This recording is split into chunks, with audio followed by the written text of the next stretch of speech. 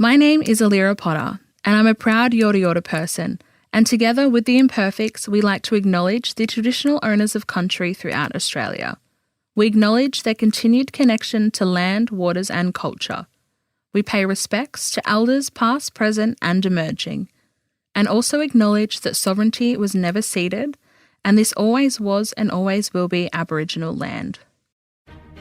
Good morrow to you, and welcome to the Academy of Imperfection, a conversational lecture series where experts in their field share their wisdom on the subject of imperfection. Today, our lecturer is an inspiring woman who saved countless lives from the slums in India, the incomparable Dr. Kiran Martin. And haven't you noticed that the humblest people are the ones the world admires the most anyway? The ones who want all that admiration and the ones who crave for it and act accordingly are the ones who don't get it. Yeah, true. So true. So, put another Yorkshire pudding on the barbie and join students Hugh, Ryan and Josh in the Academy of Imperfection. Well, I'm very excited to announce that we are joined today by someone who, I don't want to set the expectations too high, but I can honestly say we are joined by the most impressive person I've ever met in my entire life. Oh my goodness. We're joined by Dr. Kiran Martin, who is all the way from Delhi over in India.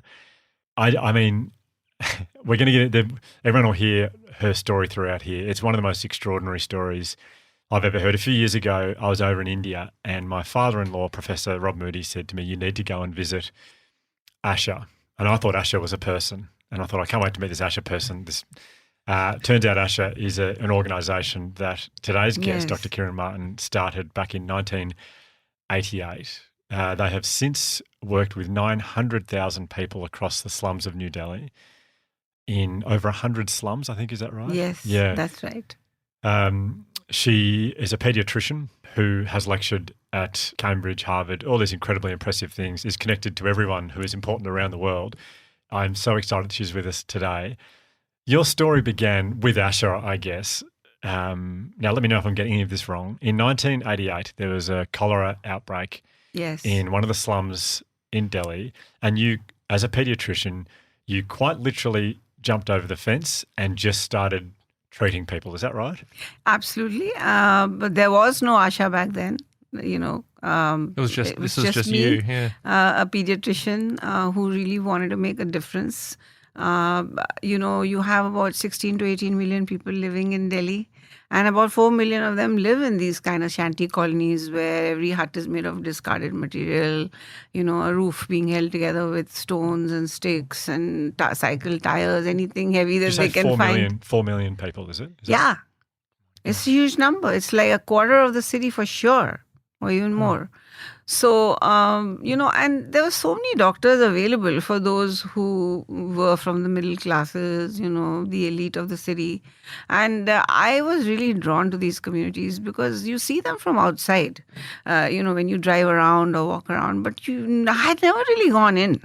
So I actually chose a Dalit community, you have a caste system. So, Yeah, so you have a caste system in India.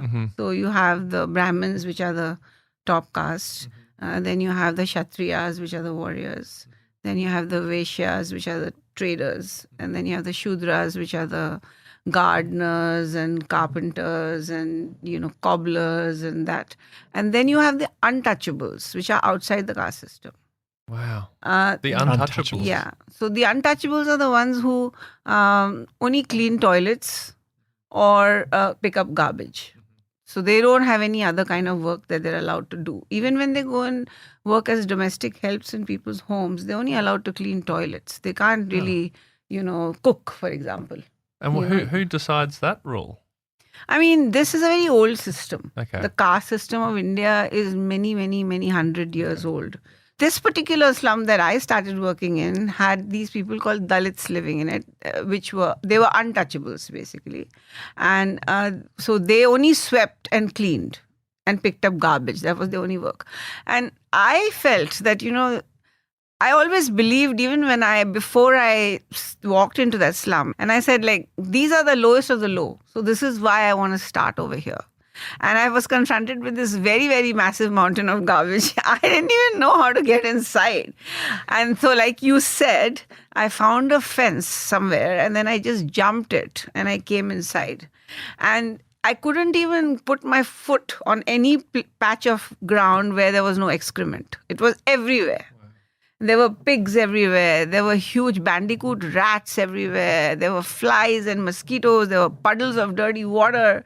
I mean, it was not a place fit for human habitation. So when you get into I know this is right in the detail here, but you jump the fence and you're standing there and you're taking in, I mean, I'm in both Delhi and Mumbai, have seen a lot of slums, and Josh lived in Bangladesh for it was over a year. So you've seen all this as well. It's quite confronting when you see, I certainly find it quite confronting when you see, and a bit intimidating when you see a slum, and the thought of going in it scared me, but every single time I've been confronted with that. When you get into the slum and you're taking in the surroundings, then how do you start just all of a sudden, do you say, everyone, I'm a doctor, so if you need help, come in? Like, how does that, what happens next? So I went in and I couldn't understand the structure. I had no idea. So I started talking to whoever I found standing around. And they all kept leading me to this man called Mr. Ishwar Singh, who was they called him the Pradhan, which is a Hindi word. But actually it just means slum lord. Oh, right. So they said, go talk to him because he's the man who's in charge. And, he's the best person for you to go and speak with. So everyone directed me to him. So that's where I went. When I went to meet him, he was completely the opposite of what I was imagining. I was here, this young doctor thinking that he'll say, oh, how wonderful that you want to come and help us, That's not what I was expecting. That's not what I would have expected. Yeah. And he's going like, who are you?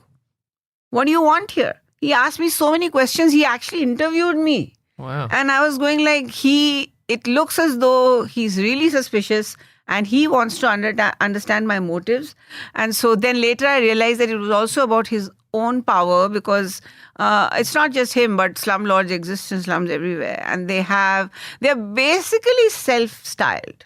But every slum doesn't have to have the same. It just depends. Like this person was a Dalit himself. He was from that same community, So he actually sent me away. He said, well, I'll think about it and get back to you.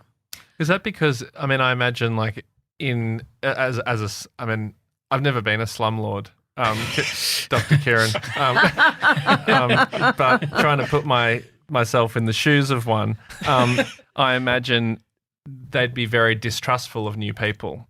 And the fact that you were there purely to help with no other motivation but to help people probably doesn't make sense to Absolutely. him. They are very suspicious, and rightly so, because there are a lot of people who come and take advantage of the urban poor.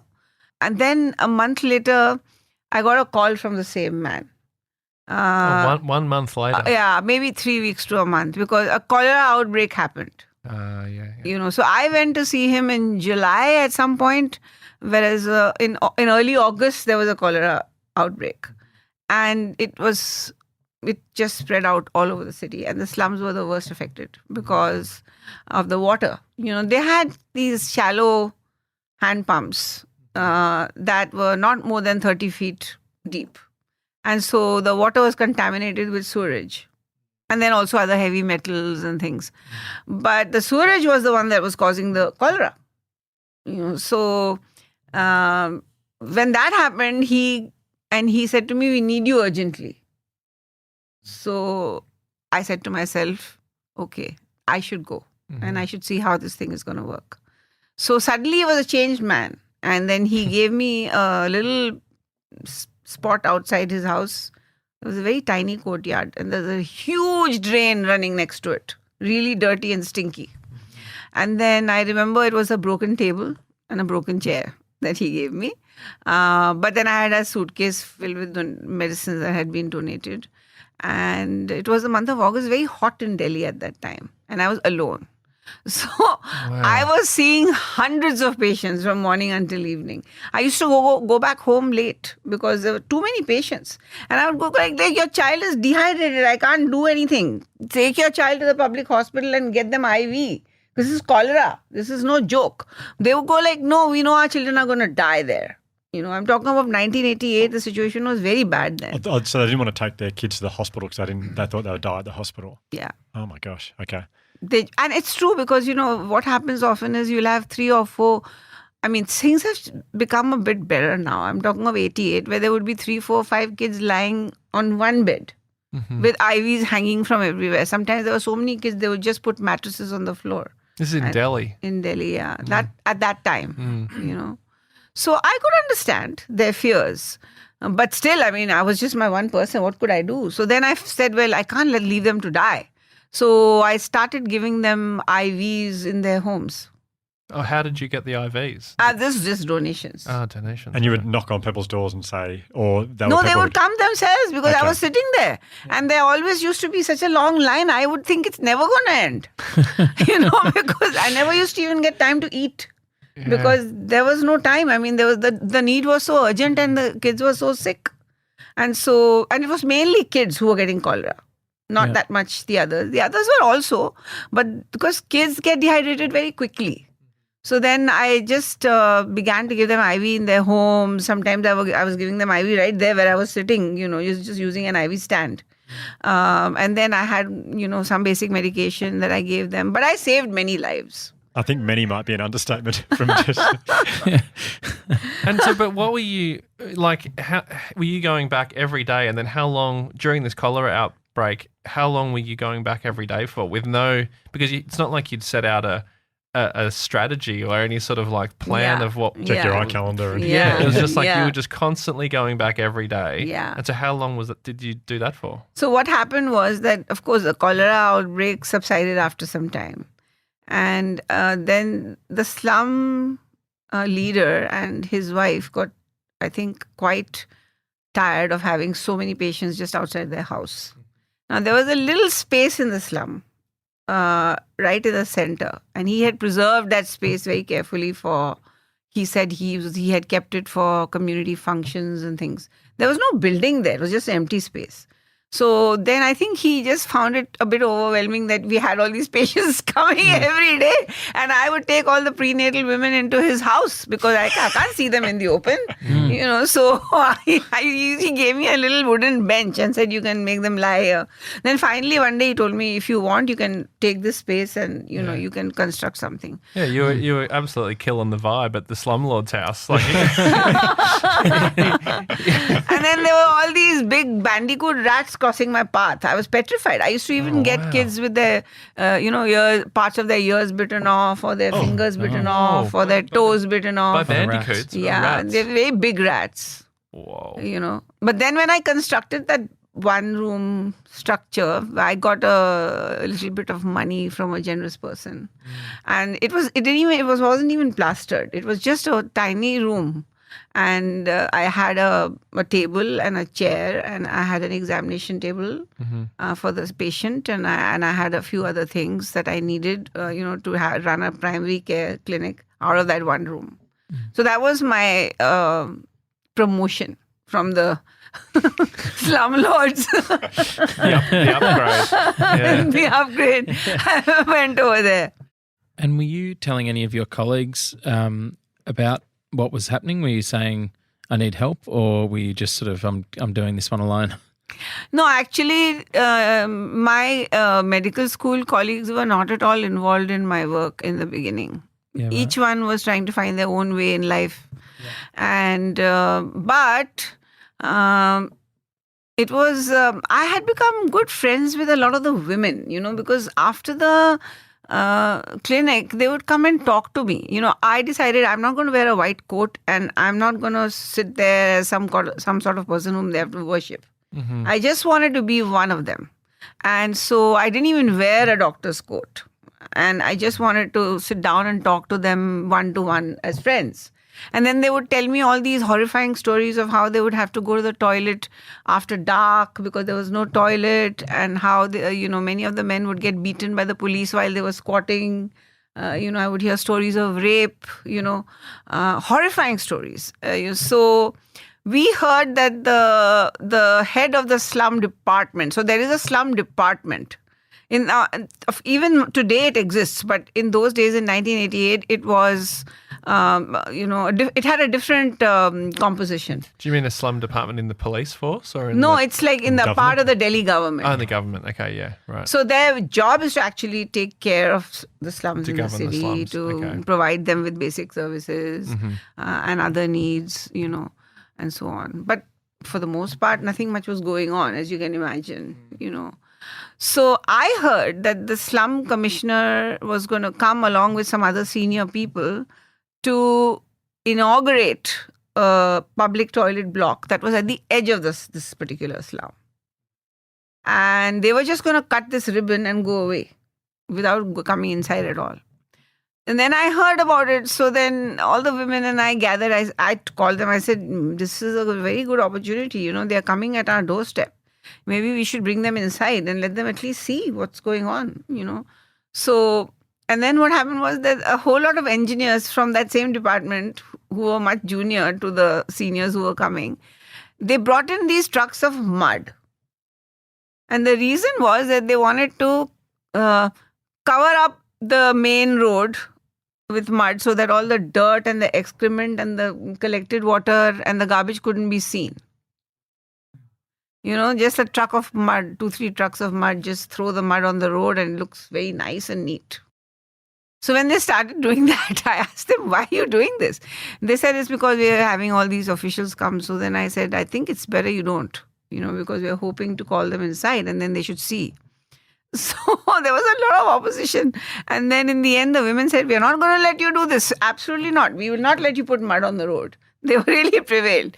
The engineers were a little taken aback. But then finally it didn't happen. And so we went there, and I think the authorities were quite amazed to find this massive crowd, being led by me. I was scared, really scared, because I really didn't know what I was doing. I'm going but they said, you're a doctor. They're going to listen to you. We're all really poor and they're never going to listen to us. They're just going to go away. You must be our spokesperson, So yeah, they felt like they had someone who people would respect and listen to. That's what they felt, and and that is true also, because doctors do carry some respect, Yeah. But they'd never seen one in the slum, So I did wear my white coat that day, and I had a stethoscope around my neck as well. That's amazing. You probably look like I would look if I dressed as a doctor for like a dress-up party. Big stethoscope, weird light on my head. Yeah. If I don't project the right image, these guys aren't going to listen to me. So anyhow, I've always believed, I was very much affected by Mahatma Gandhi and Martin Luther King, a lot of my philosophy and my way of thinking, and also the life that Jesus led. I was always influenced by the philosophy of nonviolence and peacemaking. But, satyagraha in India means insistence upon the truth. What's that insistence? Satya is truth. Yeah. Graha is insistence upon. Ah. So you're non-violent, but that doesn't mean you just sit back and relax and do nothing. It's about being a peacemaker, but continuously insisting upon the truth. I mean, this is the wrong terminology, but I was going to say like fighting for peace, but yeah, not fighting, but like insisting for peace. Insisting on, not on peace, insisting on justice. Yeah. Insisting on redressing the injustice. And not giving up till it happens. Love it. Now, of course, Mahatma Gandhi did this for the whole nation. Here we were, a small group of people trying to do this with all these officials who looked quite scary. So I said to everyone, we're not going to shout, we're not going to be aggressive, we're not going to be confrontational. We must be polite and we must create some goodwill.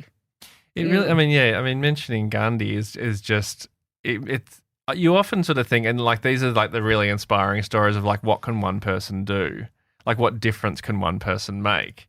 And this is why I just love your story so much, because it's like, it's once again, we don't hear it that much, but you just hear like stories like this. It's like, well, you can, if you insist upon it, like you can make a difference. You can. Yeah. It's incredible. And so what happened next after you got to speak to these Yeah, engineers? so I introduced myself to him and told him who I was. He was very intrigued. And then, he said, but I'm actually really short of time. So I said, just come in for 5 minutes. I mean, I have a clinic right here. I just want to show you what I'm doing. So he agreed. But then when he walked, his shoes sunk into the ground because there was no real firm surface under. So, he really struggled walking all the way to the clinic, because the clinic was, the public toilet block was at the edge and the clinic was right in the middle. So he had to take that walk to come there. So then he saw the clinic and then he asked me multiple questions, with great intrigue. And then I told him, I said, look, I'm only asking you to give these people some infrastructure. I mean, I'm going to be seeing the same patients again and again otherwise. What would be the purpose of me being here? He really took to that engagement that he and I had. And he started barking orders to all his engineers that within the next 6 months, I want a drain here, I want a road here, I want deep bore water pumps, I want, the whole slum inside, I want the streets to be laid, I want drainage to be done. And, he just sort of, gave them a list of things that he wanted them to do. So anyhow, after he went away, we all reconvened and they told me, they were my teachers, the slum dwellers, because they had been with all these authorities forever. I knew nothing. So they went like, nothing's going to happen. Nothing. They come here, they make all these promises, and nothing's going to happen. So I said, but then if we go and keep persisting and insisting on the truth, I said, then hopefully something will happen.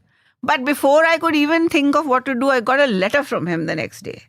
Long letter saying how wonderful it was and, how he was so happy to see a medical doctor in the slum. And, he invited me to have a meeting in his office. So I said to myself, now there are all these women and it's really their problem, not just mine. So they should come with me. So that we all talk, to him and tell him what was going on. How many women? So I didn't want to take like 100. I thought that would be too much, So. And you don't know the size of the office as well. Yeah, I never been, but I think I took about 15 or so. That's a pretty good amount. Yeah. I think it's the right amount of women to bring. 15's a good number. But when those 15 women, first of all, before we went, I said, listen, you always have a veil over your faces because you're used to it and I understand it.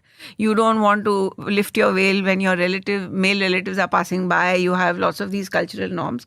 But if you don't lift your veil when you're talking to the slum commissioner, he won't even be able to hear your voice. It's going to be muffled. He won't even know what you're saying. So you really do need to lift your veil. And then they had not sat on a chair in their lives, because slum dwellers don't sit on chairs. I mean, if you go into a shanty hut, they typically will sit on the ground on a mat. Do you mean quite literally they would never have sat on a chair before? Yeah. Incredible. They would have never sat on a chair. Okay, so you and 15 women are in the office. Not reached the office yet because the guard wouldn't let them go. Oh, it's a 14 maximum policy. Yeah, it was like a 1 maximum policy. Okay. 1 doctor maximum policy. Wow. 0 slum dweller policy. Yeah. So I then said no, but I really want them to come. And I kind of, again, used the same thing, insisting on the truth and insisting on what is right. But at the same time, being very nice to them. So they let me in with the women. When the slum commissioner saw them, he was shocked. He said, what is this going on? Why are all these women here with you? I said, because the problem is theirs. I don't live in the slum. Yeah. They are the ones who know much more than I do. They'll be able to talk to you and tell you.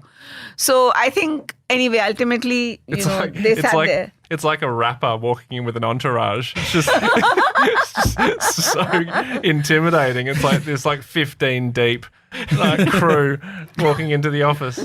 I'm sorry, Dr. Kiran. No. please keep adding to this, because then even I'm, getting a much greater feel for it.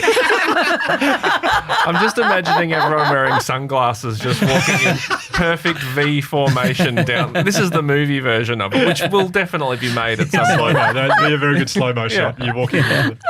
Well, they didn't know the meaning of sunglasses, let alone own them. Sure. Yeah. Okay. But we just sat there and discussed things, and then again and again I would have to tell them, take your veil, Tom, Take your veil off. Yes. And then, they would be sitting at the edge of the chair. They just couldn't get themselves to sit comfortably because they were not used to it.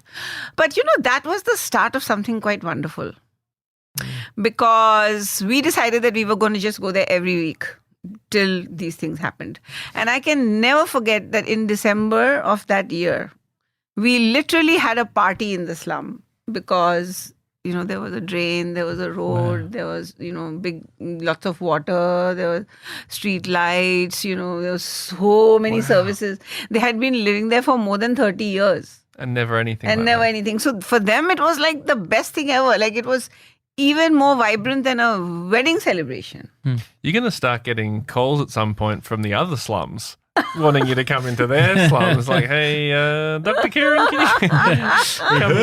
can you come pretty in? cool stuff. Yeah, can you come and insist over here for a while? Well, yes, that exactly is what happened actually. So, are you a prophet? That's the twist. Well, it is so just to jump in here, 3 years ago, I think it was, I was asked, I was invited into one of the slums that ASHA has a very big presence in. And the first thing, we walked all the way through the slum, not all the way, it was a huge slum, but I was taken to a medical clinic and there are a few doctors working there, very big queues. And everyone was talking about you, a lot of chat about you. You were out of the country at that time. I just missed you by a couple of days. And I just couldn't believe this. The whole time they're saying, this is because of Dr. Kiran, this is here because of her. And they told me the story that you've just told, a very much an abbreviated version of it. But it's almost like this franchise model that you started. So after I saw the healthcare stuff happening. And then they said, now we're going to go to the ASHA schools. And they took me to a school. I spent a whole day in a school there, which was there because of ASHA. And at the end of the day, one of the people from ASHA who was with me said, would you like to go back to one of the students' houses? And I said, I'd love to do that. So it would be so wonderful. Thank you. Incidentally, when I was in the school, one of the people from ASHA didn't know who I was, but did a quick Google search and said, he's a motivational speaker, which I'm not. And so he said, everyone, he's now going to give a motivational speech. And these kids didn't He wasn't very far from the truth. Well, I think he was pretty close. I said, how long should I go for? And he said, an hour. And I went, an hour? And the kids were the kids sat there. They didn't understand what I was talking about, but that's okay. Anyway, they said, we're going to go back with this student here. I feel terrible, but I can't remember her name. And we walked. It was a long walk back to her place. She was 17 years old and she'd just been admitted to, I think it was Delhi University. Yeah, that's Delhi where University. most of them go. Yeah. And they were saying what an extraordinary story this was. And I got back to her, I don't know, her house or her, where she lives. It was 4 poles holding up a tarpaulin, blue tarpaulin sheet. There was one bed. There's 7 people in the family. They all sleep on the bed. And they said one of the reasons this girl's story is so remarkable is that her dad wouldn't let her study and he wouldn't be okay with this. And so she waits till her dad's fallen asleep and then she goes out and studies under the streetlight from about 10 o'clock till 3 in the morning. And then she goes to school the next day. And they said, this is because of ASHA. This is because of Dr. Kiran Martin. This is happening, that this girl's got an education. She's going off to uni. And I said, so is the school free? And they said, well, ASHA also give financial support to these people. So I guess my question is, you started off in one slum giving health, like it was a clinic, like a health clinic. And now all these years later, what is it, 35 years later, whatever it is, it's healthcare, it's education, it's financial support. ASHA is so much. I mean, 900. That story you told us, that's about a small community in the slum. One slum, yeah. We're now talking 100 slums you're doing this with, Yeah. 900,000 people Yeah. who are either getting financial support. I mean, how do you get to... I mean, it's just, you've obviously looked at it at some point and gone, do you know what? Education's an issue here. Okay, we'll start some schools. Actually, financial is an issue. Okay, we'll give them financial support. How do you... How does this happen? How do you do this? Yeah, I mean, like, I think that, this journey kept evolving. I had certainly not planned a lot of this stuff, so it was healthcare definitely.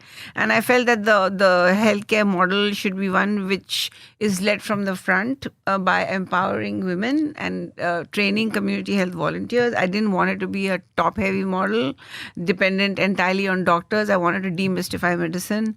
So I trained hundreds of healthcare volunteers in many different slums, and then had these primary care centers, established diagnostic centers for them to get investigations done and all that. So it was that was my focus. But then, like I told the story of that one slum, I realized that you got to empower women, you got to organize the slum.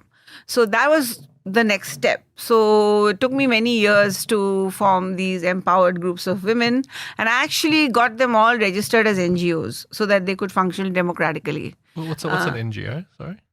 Like just a charity, like ASHA. Sorry. Yeah, okay. Great. Great. Non-governmental organization, yes. And it's gives them legitimacy. Because now you're having elections, you're choosing your elected leaders, unlike what I explained, a little while back. And then, so they got really, really active in their communities. And the regular meetings, meant that infrastructure began to improve.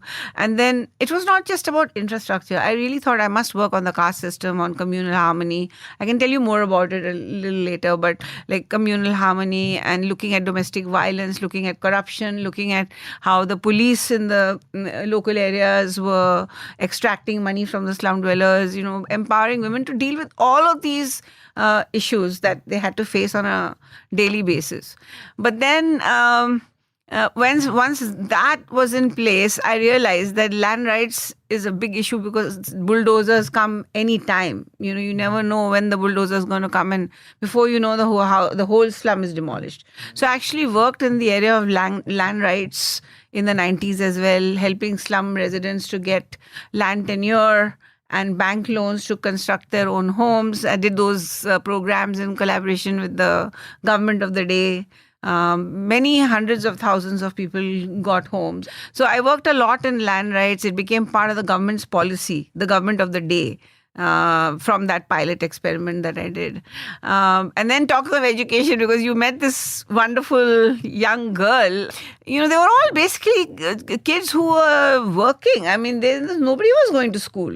They would be selling newspapers at traffic lights or shining shoes. If I would go to a nice neighborhood to, go to a shop or somewhere, one of them would shout, "Hello, Dr. Kiran, ma'am." And I would see them shining the shoes sitting on the ground over there, recognize me, people looking at, oh, wow, how does this doctor know this little kid shining shoes?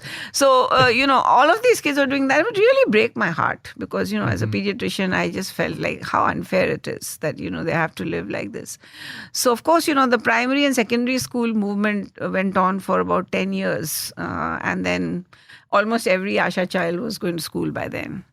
Now, the most exciting part is that from 2008 till now, we've been able to send around 4,000 kids. And they're all shanty colony kids like the girl you met. And they're all going to Delhi University. Either they've graduated or they are still going. But it takes like a whole family of ASHA for even one child to succeed to go into Delhi University, because it's so complex, the whole process, as well as convincing the families. So they live in very harsh conditions, but yet they go there and then they come back home living in the same shanty. All the elite who come to the same university come in their cars and things. But this is a great equalizer, because Delhi University doesn't care where you came from. They will be able to in a country where you were talking about there's such a class system. That would be incredible to have a place like that where it doesn't matter where you come from. Yeah, exactly. And but of course the student has to do well. First of all, you won't get in. And then when you get in, if you really want to prove yourself, you need to do well. So we have these homework clubs at ASHA where they can come and sit down and do their homework in peace. And we have a Pay It Forward program whereby all the students who are ASHA students, we call them members of the ASHA family. We like to look at ASHA as a family rather than as an organization. Because we think the word family has a whole different connotation and it creates a whole different way of thinking in your mind. So all the students who have gone to Delhi University already and have had the experience, or our seniors, joyfully and willingly and happily coach and train and teach and mentor the youngsters. And that's how this has become a movement. It could have never reached this number, it could have never reached this scale without this Pay It Forward model that we have put in place. There's so much that's in my head right now that's come up that this conversation has turned into, which I mean, for me, this is a really fascinating conversation about leadership. And we haven't really talked much about leadership on this podcast before as a theme, but I look at you and the amount of times you had excuses to say, well, that might be a bit hard, or I don't think that'll quite work.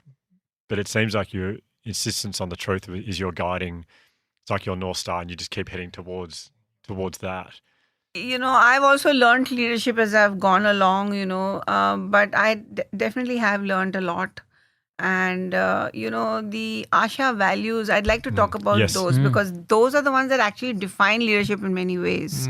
So for example, of course, empowerment is one of the ones. So when you empower groups of people, you also empower your team, right? I mean, you can't not empower your team and empower women. That doesn't make sense.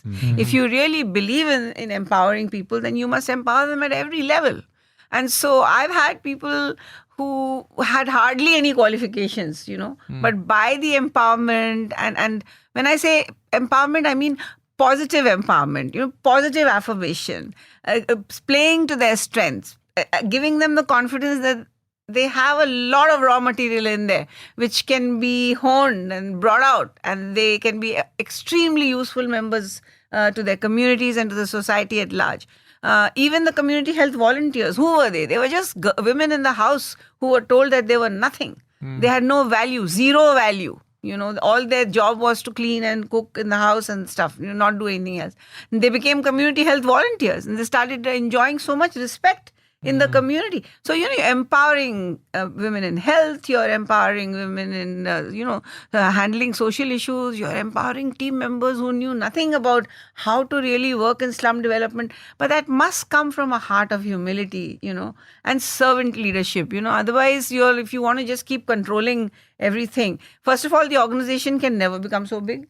Neither can it be a movement. If you want a movement, then it has to be about the whole ASHA family and lots of volunteers and lots of people from the slum. That's so sorry to cut you off, but then that mindset, I think, is the thing that is probably not always, but often lacking in our culture. In when if someone starts a business. To compare it to what you've done, where you came at it from a different mindset, but most people who start a business, whether it's the intention to kind of hold control and be the hero, kind of figurehead of the company, means that either that person completely burns out and loses their mind because they're trying to kind of retain control in this huge company, but it's because they're coming from a different mindset where it's I love that the difference between a movement and just growth, I guess. It's so cool. And it gives such a wonderful sense of reward, Can you imagine that if one leader can produce so many leaders, each of whom is then producing so many other leaders in turn, and this leadership chain never gets broken, but it goes into geometric progression, which then becomes a movement. How wonderfully satisfying it is. Incredible. Yeah. And then you realize that this is how societies change. This is how entire communities change. When there's lots and lots of leadership, that's true democracy. If you're talking about a slum community where 10,000 people live, do you want just one or two people, a small team of ASHA members controlling everything?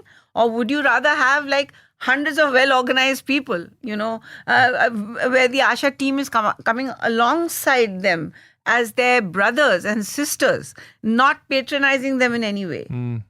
Over here, I'd like to just, because this is coming to my head, that this seems to be the right time to say this. I felt that, there's such a terrible caste system.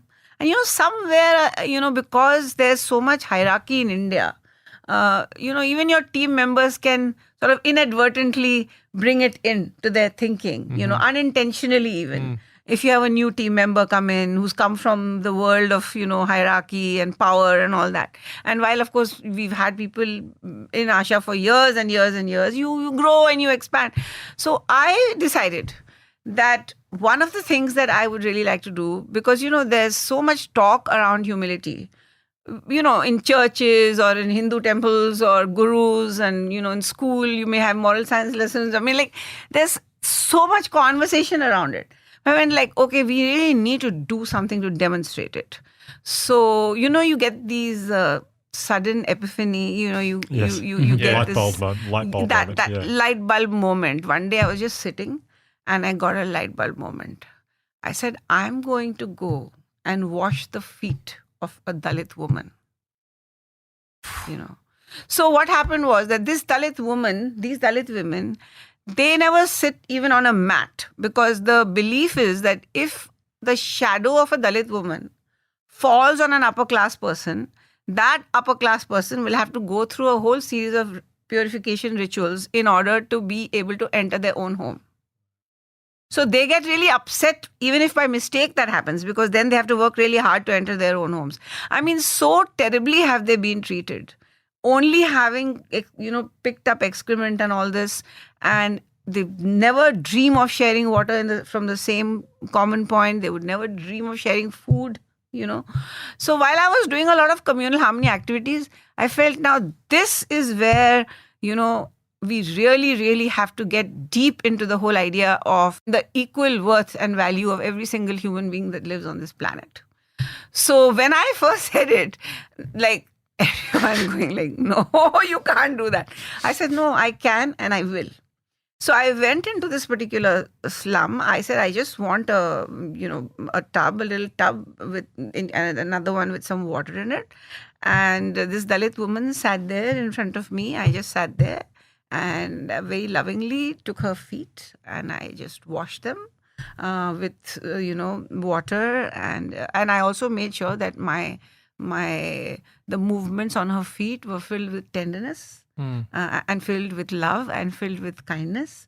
And then I took time to do it. Then I gently wiped them and then I kissed each of her feet.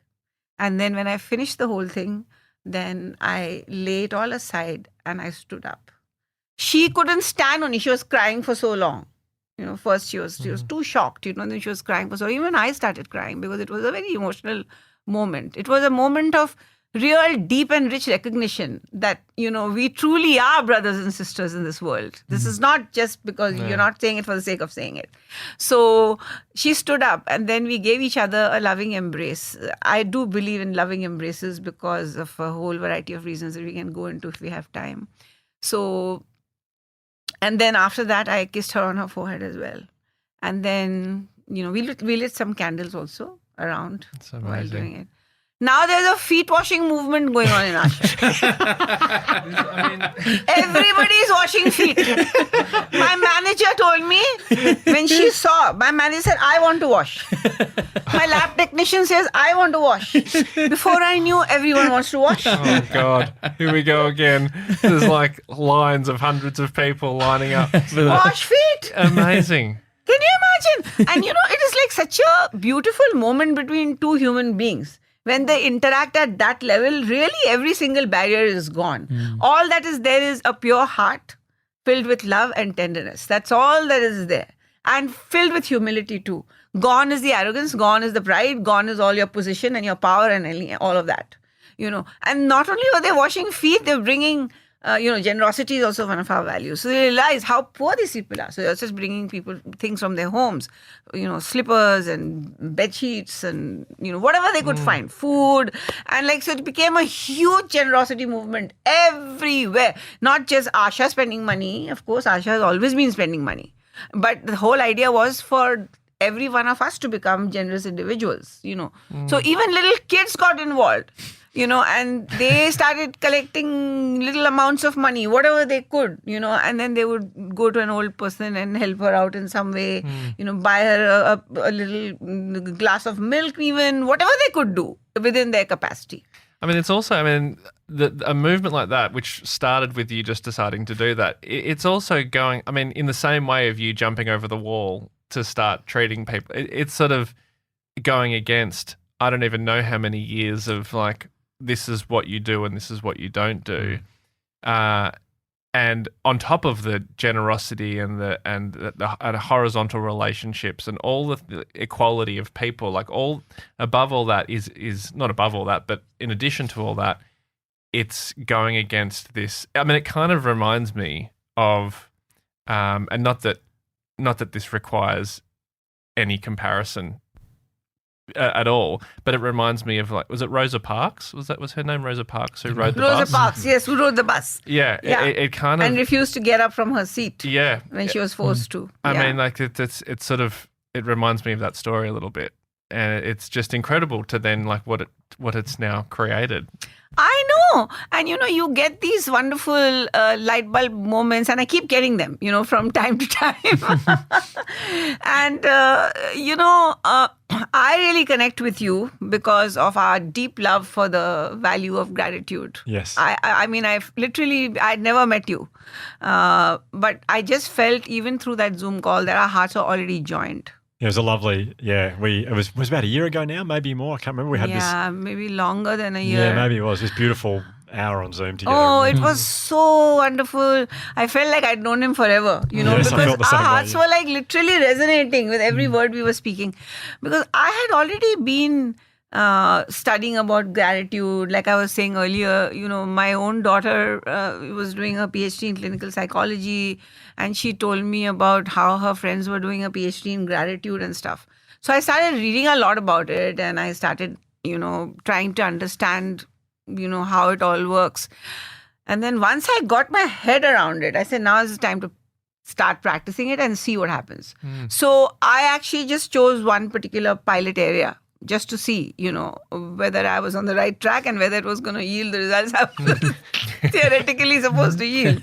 So I started explaining to them. I said, listen, my understanding is that gratitude is not just a thank you. It is a fundamental orientation of life. It's a decision to count life's blessings rather than keep looking at life's shortcomings. And I said, it's up to us. We need to wear glasses that have gratitude lenses. And we need to look at the world with those glasses.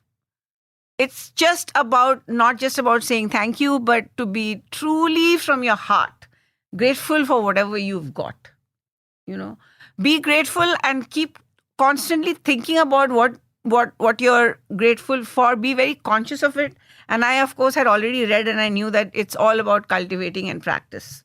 No matter how much you talk about it, until you do it all the time, it's not going to ever become a part of who you are. And I told them, I said, if you do this practice, you will find that automatically the negative emotions such as envy and, all the toxic emotions that, drain your energy, they'll all be gone and they'll be replaced by all these amazing positive emotions which give you so much energy. The higher the gratitude coefficient, the higher the positive energy and the most wonderful of qualities that enable you to flourish. And of course, I told them, I said, I can tell you, from what my understanding is, you'll sleep better, you'll be less stressed, your vagus nerve will be stimulated, your parasympathetic will be stimulated, there'll be less cortisol flowing in your body. By the way, many of the women have understood the word cortisol. These slum women who never knew how to write their names can say cortisol. Because they know Imperfects are. Well, they got a good teacher. They understand a little bit about some of the hormones and things. I mean, I don't make it too complicated, obviously. It's very simple. But I said, this is it.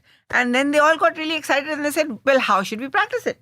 I said, there's a million different ways. So we started off with small ways. But now we've got like this whole array of ways in which everybody practices, and depends on your age group. For example, a child, they are not abstract thinkers. So naturally, you have to think of other ways. So for example, we got them to tie bands and say like, every time you go to school and you see this band, think about what you're grateful for. And when you come back home, count all the different things you thought you could be grateful for. So that's just one example, If it might be a group of students, we might have other things. Like, for example, we would, if a student did amazingly well, that student would cut a gratitude cake. Oh.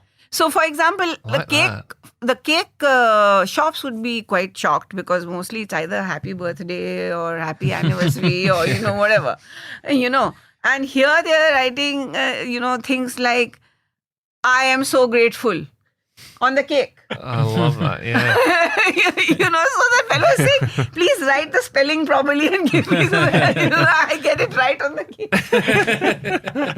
I like gratitude cakes. That's a It's a great. brilliant idea, right? And some of them get ideas on their own. Once the minds open up, then there's no end to ideas. Yeah. So that was this. And then, like, of course, writing gratitude letters, as you all know, that became very... And then they would tell me how their parents used to cry when they would read the gratitude letters out to them, because normally they're just surviving. I mean, they're all working so hard, informal labor, you're hardly earning anything. From morning till night, you're so busy trying to make make enough to feed your family. Where is the time for exchange of these types of emotions, Yeah. But I said to the kids, you definitely need to do that with your parents. You should read gratitude letters out to them. Wow. And I said, look at them in the eye and read the letter out to them after writing it with all of your heart and putting in reflection, thinking about what they've done. And then some of them would say, but my father's never treated me properly. How can I be grateful to him? I said, you will definitely find some things that you can be grateful for, even if right now you think you can't. You will be able to if you reflect, and your father's relationship with you, which has not been good, will improve as a result of that. Because it just fosters further bonds and further relationships, and things become better and better and better through the power of gratitude. So that's what happens in many cases, where students or people who just don't have good relationships, then what do? And I'm going like, still write that gratitude letter. Think about something good about the person. And as there's compassion is another ASHA value, as is affirmation. And these are all in some ways linked to each other, because when you're very grateful, then you become more compassionate, as you know.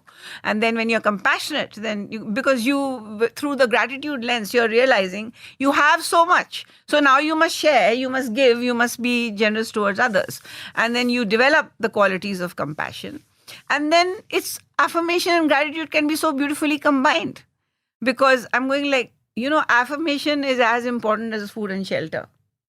Do you mind, do you mind describing affirmation? Like what you mean by affirmation? Yeah, absolutely. So affirmation means it can't be done between two people who don't know each other. Mm-hmm. So to affirm is basically to state something beautiful about that person, to assert something that you know about the person to be true. Mm-hmm. So then you think about it, and then after you have had a good amount of thinking, you go to the person and you say that these are the things I've observed about you. And I just want you to know that these are these very, very fine qualities that you possess. And I am so grateful that you are in this world to share these qualities with all of us. People are desperate for affirmation. To be seen. To be seen as who they are. Your entire life can go by without even your parent ever having affirmed you. And I imagine, particularly in the slums, that would be the case. In the slums, it's just impossible. Yeah. Nobody even thinks of it. But, I have seen, whether it's a slum or whether it is someone from a very rich family, affirmation is very rare. Yeah. People talk about it when people die. As you know, they start having these speeches about they were like this and they were like that. But what's the use? You should tell them when they're alive. Well, I think that's a great reason for the gratitude letter, I guess, like Exactly. That's why they go hand in they work hand. together. They work beautifully together. And you affirm someone and I'm telling you, when we sit as an ASHA family together and, we kind of pair up or something, or sometimes we do it in other ways, there's always an emotional outburst, people just, tears welling up. Just because you've touched something very deep inside them. And you also touched a very deep longing, to be seen, to be recognized, to be felt for who you are.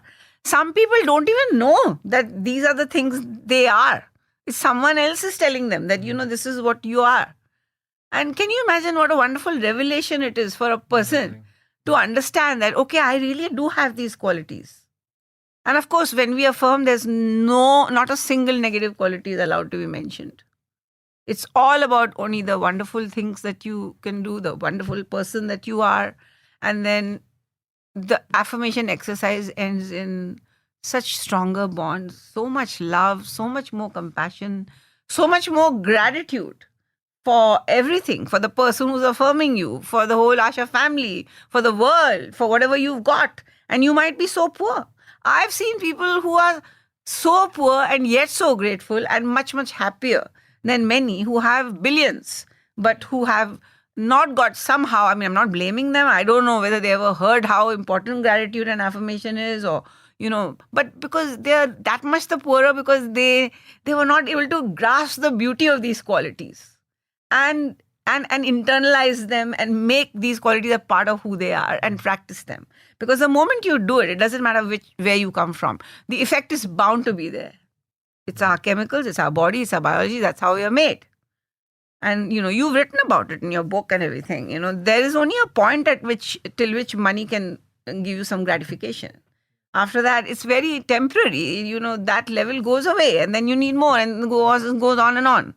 Whereas here I find that, with the combination of, education and health and all of these things which are so critical to human beings flourishing, you have equally important, become a person, in whom all these qualities are internalized.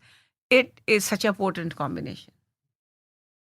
I just so you know, the values you've just talked about there, the girl who, I wish I could remember her name, but the girl who took me back to her house, empowerment was her favorite value, because one of the things we did in the school was everyone had to introduce themselves to me and then talk about their favorite value and why it was their favorite value. And they spoke beautifully on it. But they'd said to me, the day will finish with you speaking for an hour doing a motivation. And I was thinking, I think I'll talk about gratitude. That's kind of my go-to when I put under the pump. And then I looked around the walls and gratitude's written everywhere, and the kids were telling me what gratitude was to them, and I realised I had no material left because they knew it so well. All right, Hugh, I'm sure that's not correct. If you could talk for an hour, obviously don't need to speak about gratitude. We know about that. But anything else? That's pretty much what I was thinking. But it's so, the other thing that because I don't think we need to break down the lessons of leadership. I think they're so just built into this conversation. I think people will be taking lessons away themselves.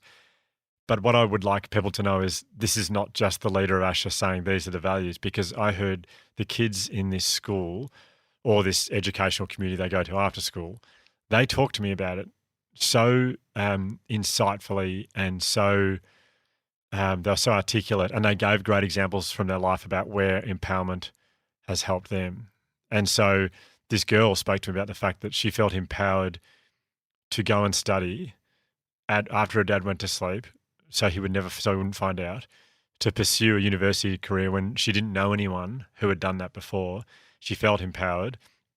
Even though she knew her dad was going to one day find out and get really angry, she still felt that was her value because of, and that's so people are not just saying it, they're living it because of you.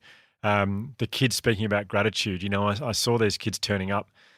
I'd see them coming from from these, one of the houses that I visited on the next day, it was on the corner and it was the sort of the open gutter wrapped its way around this house, and there was I couldn't see a bed. I saw a mat on the floor where everyone slept on this mat. And the boy who took me back there, his number one value was gratitude, and he talked about all the stuff he had. Like he'd said, oh, I've got this, I've got this, I've got this. And from someone who comes from Australia, you look at that and think, oh, these poor kids don't have much, but that's not the way he saw it. So not only are you talking about the stuff, the people that you are, the 900,000 people that you've influenced, that they're all living and breathing this stuff as well. So it's kind of like this is the leader who will wash people's feet. You are instilling these things in them. It's just extraordinary. And the wonderful part is that it truly does help you to flourish in every other dimension of your life. And these kids are truly happy. It's basically the proof of the pudding lies in its eating, right? And so you can see that though they have very little, through the practice of gratitude, whatever they've got. I'm not saying that ambition is taken away. That is also very important, because if you take away ambition and they feel so satisfied with what they've got that they don't even want to, pursue the other qualities that will help them to flourish, that would not be right. So obviously it has to be seen in the right way. But is it a different type of ambition? It's a different form of ambition than what we traditionally know as ambition, which is the other form of leadership, which isn't what is within ASHA, but is more than it's more individualistic ambition as opposed to ambition for the family or for the entire community. Totally. I mean, I say to them that you have so many qualities. In India, what happens is that parents force you to become doctors or lawyers or engineers because certain professions are highly valued and others aren't. And so it's about it's about parental pride sometimes. It's just about the way you see your children and what you want them to do. Now, all of them are not like that. There are a lot of Indian parents, especially nowadays, where professions have broadened and the other things are also good enough to do. But then in India, it's not an easy country to buy a house in and to, do things that maybe someone in Australia might be doing relatively easily. But the wonderful thing about these students is that there is no pressure on them to do anything because their parents don't even know what the heck is going on.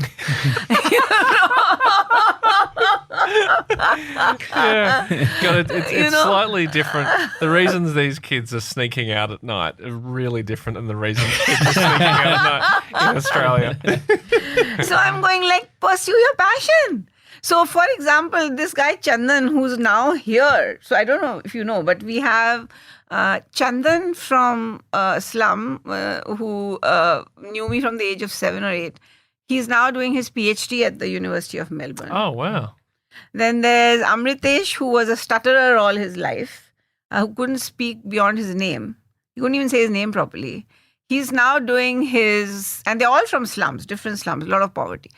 He's now doing his master's in finance and economics at University of Queensland. And then there is Tushar, who is from a slum that is sandwiched between a scrapyard and a railway line. His father also working in the scrapyard, very poor labourer, is doing his master's in international relations at the University of Sydney. So my thing is that, ambition is something that, every person who really wants to bring out the best in their child must be able to look into the heart of the child, see what the child really loves, help them to flourish in that direction, and then pay it forward. You're right, yeah, and that sounds like affirmation. That's what you're talking about with affirmation. Yeah, absolutely. I mean, there's a friend of mine who's a painter, and he's an artist and a very successful artist now. And I was asking him about his childhood and what it was like how encouraging his parents were or not, And the reason I was talking to him about it is because, I said, do you ever doubt yourself as an artist? Do you ever kind of second guess whether or not what you're painting is good, because he paints abstract work. So it's how do you know when it's good, or how do you know when it's done? All this is stupid art questions that I ask him. And I was like, what were your parents like? And he said, oh, well, that was good. It's I would come home from school and I would just always want to paint, like in the garage, and you know, my dad got me paints and everything, and he just let me paint. And as I painted, he would sit behind me while I painted, smoking his pipe and just applauding. And he would be like, oh, James, that is sensational. I was like, of course you are who you are now. Absolutely. Because that's what you think is normal. But you know, honestly, that is such a lovely story. Yeah. Because that's what our kids are hungry for. Mm-hmm. You constantly affirm them and keep saying, come on, you're doing really great, you know. And sometimes they fail, sometimes they, you know. So what? It's not a failure, it's a challenge. Don't use the word failure, use the word challenge, you know, and then it's an opportunity to learn and grow, you know. There's no such thing as failure. And we all have your back. Don't worry, deposit your worries with me. Just go on. That's great. You know?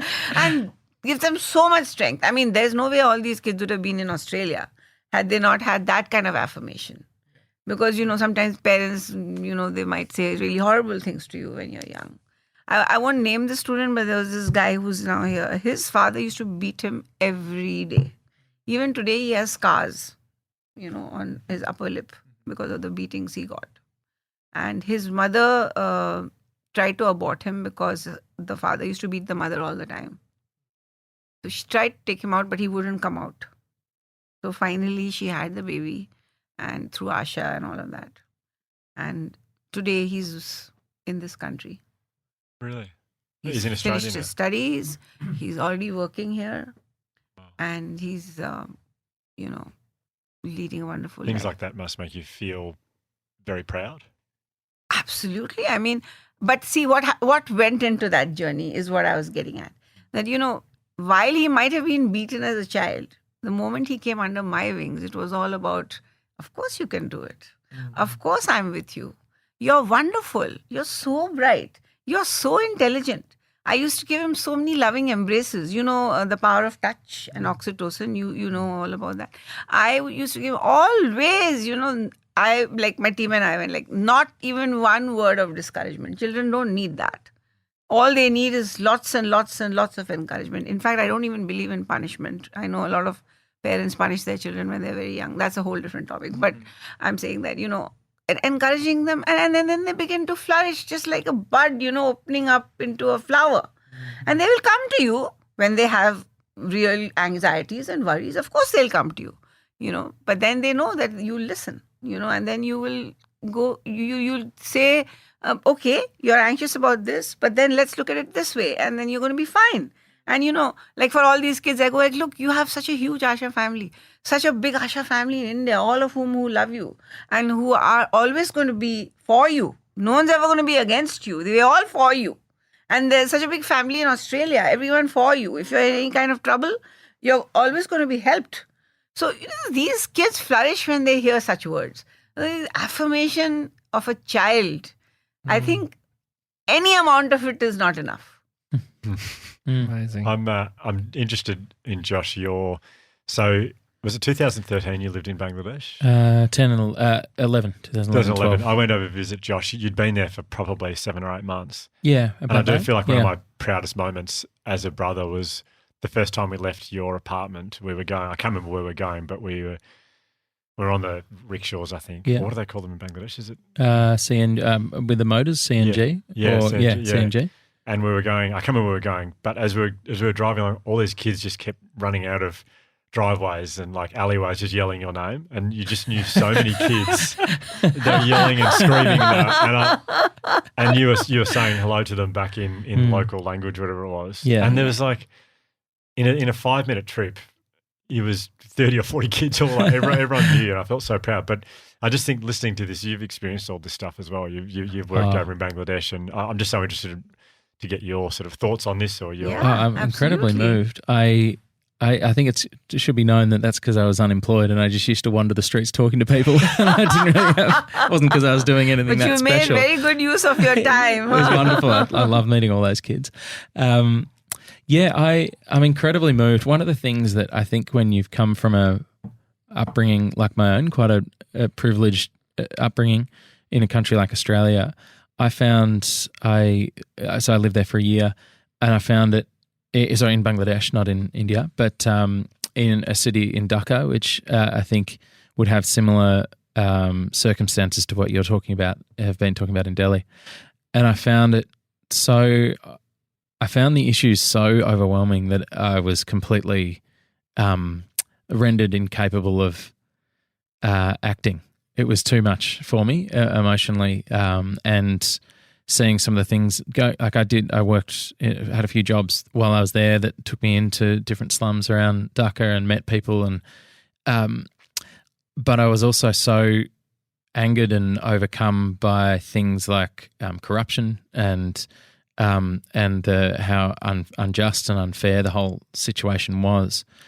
And I would love to know how I'm sure you faced innumerable obstacles along the way from people either trying to stop you or terrible circumstances, and just the daily being confronted with these, just so unfair that these people have been thrown this lot in life, how you kept going throughout all this for so long.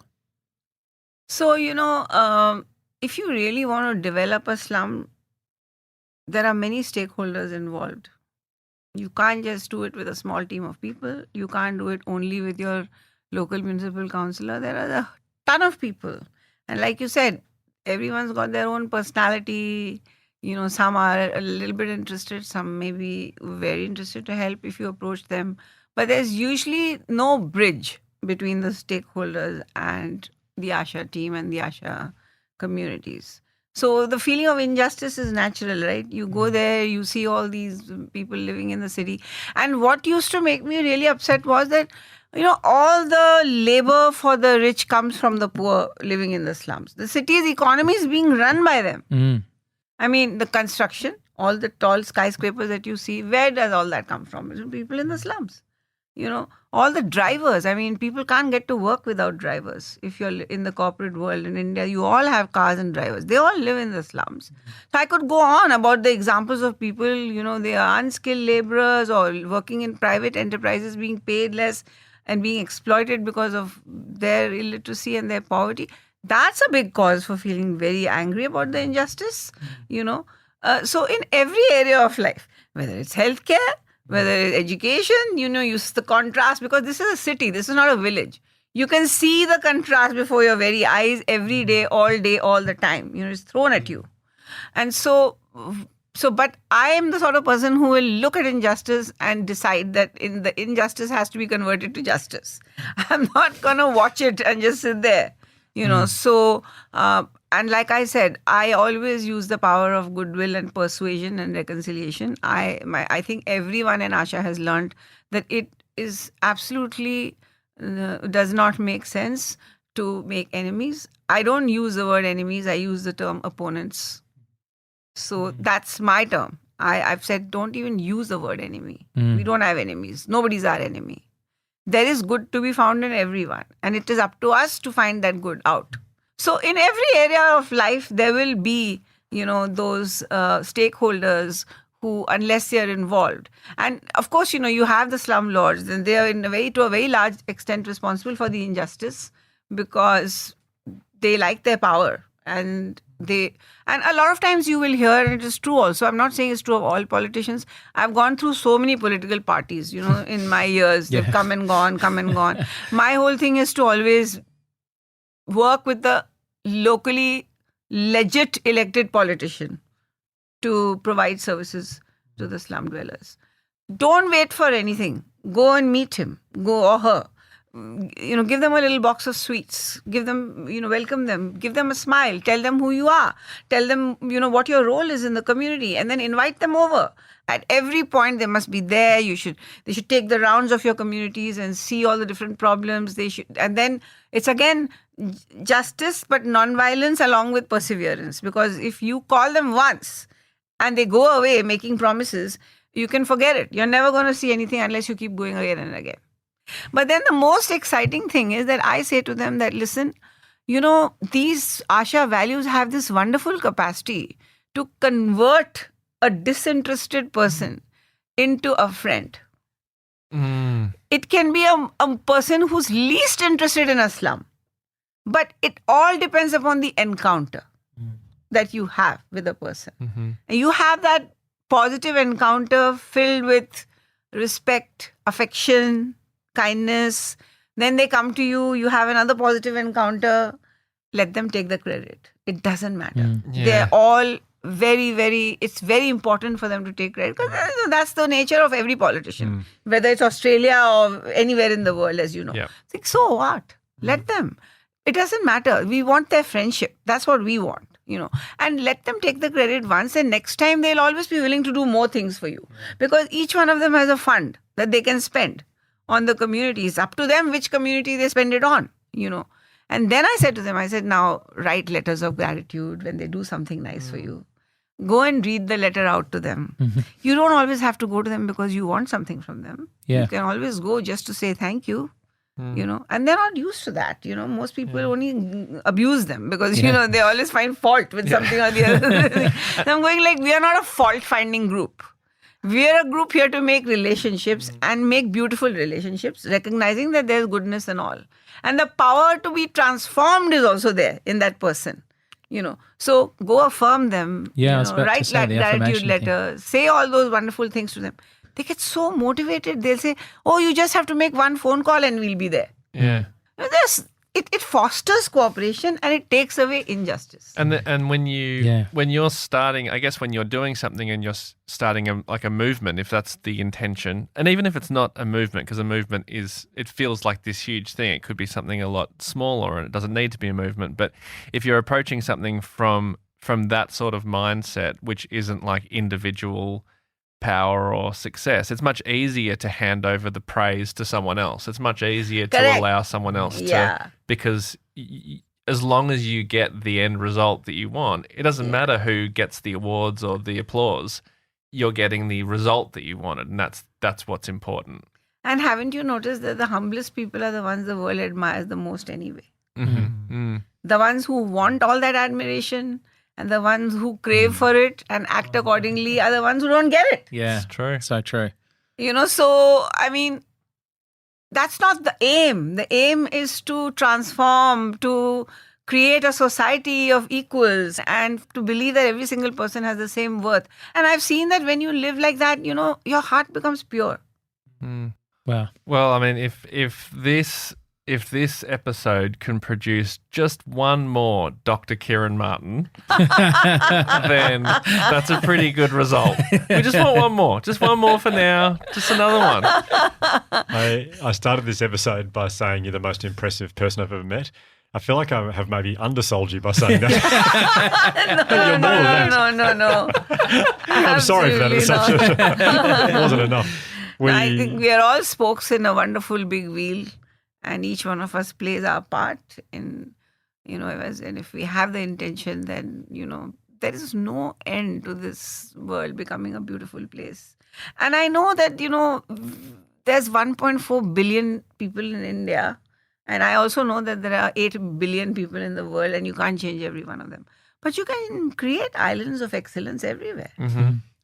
Well, I could honestly listen to you for hours and hours and hours. There's been moments in this episode where I've forgotten that we've got an episode. I'm just learning about life. I'm going like it's already 2:20 and we should have probably stopped 20 minutes ago. But it's brilliant. Like you said, I could just listen to you for hours, but I keep forgetting that no. We have the episode has to. It is finite. We do have to finish at some point, unfortunately.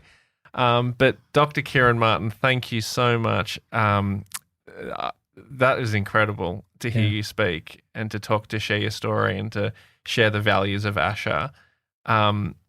Is there somewhere that people can go to donate or to help? We'll put a link to it, but is there anything that people can do to? Yeah, we would definitely very much appreciate. We have such a breadth of activities. It's a very holistic organization trying to make sure that all the major elements are addressed. So you can imagine that we would need lots of resources to make it happen. So our website is called www.asha. So it's ASHA. ASHA hyphen, not underscore, hyphen indiaindia.org. Great. And so when they go on that website, there's a donate button right there. They can click on that, and then they'll see all the flags of the different countries. Just donate, or you just click on the flag that you're of the country you belong to, and then it's very straightforward. Great. Great. Okay, well, there'll be Wonderful. a link in the show notes. I'm Yeah. sure Hugh will sort that out. Yeah, Yeah. I can take care of that. Chuck it in the showies. Dr. Kiran, thank you so much. It's been just a pleasure and a joy to chat to you. Thank you very much. I just want to say that the Resilience Project is doing an amazing job. I love your vision. I love your heart for wanting these values to be out there. I love the fact that you're doing it for children in schools. You're doing it for such a wide variety of people. And I wish every single one of you on the team the very best. And I hope that your values spread with the beautiful fragrance, all over the world. Get that in our promo if that's okay with you guys. Thanks, Dr. Kiran. Thanks, you. Dr. Kiran. Cheers. If this episode has been triggering for you, we strongly recommend Lifeline on 131114. The Imperfects is hosted and co-produced by Hugh Van Cuylenberg, Ryan Shelton and Josh Van Cuylenberg. This episode was produced by Bridget Northeast, filmed by Andy Poole and edited by George Martin. A special thanks to Dr. M for her expertise and guidance. We'd also like to thank the Resilience Project for their ongoing support.